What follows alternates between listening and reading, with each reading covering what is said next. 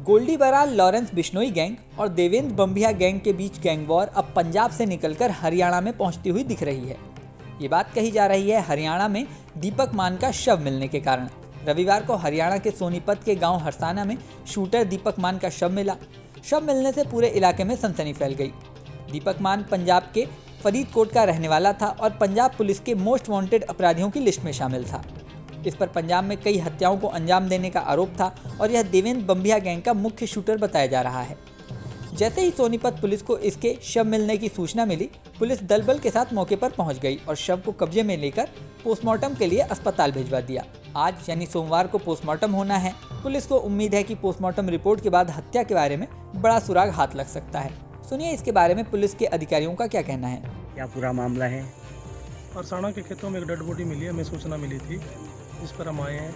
इसके जो हमने इसके आइडेंटिफिकेशन वगैरह देखी है, इसमें इसके कड़े पहने हुए जो पंजाबी भाषा में है, तो हम डेड बॉडी को आइडेंटिफाई कर रहे हैं। पंजाब पुलिस से भी तालमेल कर रहे हैं और जो भी आइडेंटिफाई होगी आपको बता दिया जाएगा। सर, ये कितनी गोली मार रखी है, किस चीज़ से? अभी कन्फर्म नहीं है। इसके हेड में भी फायर इंजरी है और दूसरी पेट में फायर इंजरी है, तो अभी पोस्टमार्टम में क्लियर हो जाएगा। सर, एक वीडियो पोस्ट वायरल हो रहा है गोल्डी बरार का। उसने एक पोस्ट में लिखा है कि मैंने एक देवेंद्र बम्बिया गैंग के एक शूटर को मार कर फेंक दिया। हमारे अभी एक बार हम इस पर तालमेल करके पंजाब से आइडेंटिफाई कर रहे हैं, इसकी फोटो वगैरह दे के।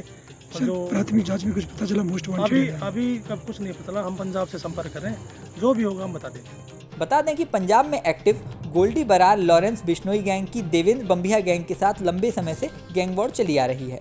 सिद्धू मूसेवाला हत्याकांड में हरियाणा के शूटर का नाम भी खुलकर सामने आ चुका है। इन्होंने मूसेवाला हत्याकांड को अंजाम दिया था। अब सोनीपत के हरसाना गांव में खेतों में देवेंद्र बम्बिया गैंग के शार्प शूटर दीपक मान का शव मिलने से सनसनी फैल गई है। यह शव मिलने के बाद गैंगस्टर गोल्डी बरार ने फेसबुक पर पोस्ट डालकर इस हत्याकांड की जिम्मेवारी भी ली है। हालांकि पोस्ट की पुष्टि करना फिलहाल मुश्किल है। दीपक की बात करें तो पंजाब में 2 दर्जन से ज्यादा संगीन अपराधों को अंजाम देने का आरोप उस पर था। यह पंजाब पुलिस की मोस्ट वांटेड की लिस्ट में सबसे ऊपर था। पंजाब पुलिस इसकी काफी समय से तलाश कर रही थी, लेकिन ये फरार चल रहा था। दावा किया जाता है कि लॉरेंस बिश्नोई गैंग के शूटर की हत्या को भी इसने अंजाम दे रखा था। इस मामले में एससीपी जीत सिंह ने बताया कि रविवार शाम को गांव हरसाना के रजबाहे के पास कच्चे रास्ते पर खेत में शव पड़ा होने की सूचना मिली। खेत के मालिक किसान ने बताया कि शाम को वह खेत की ओर गए तो खाली खेत में एक युवक का शव पड़ा देखकर पुलिस को सूचना दी। पुलिस अधिकारी मौके पर पहुंचे। युवक के शरीर पर कई गोलियों के निशान थे। देखकर लग रहा है कि सिर और पेट में गोलियां मारी गई हैं।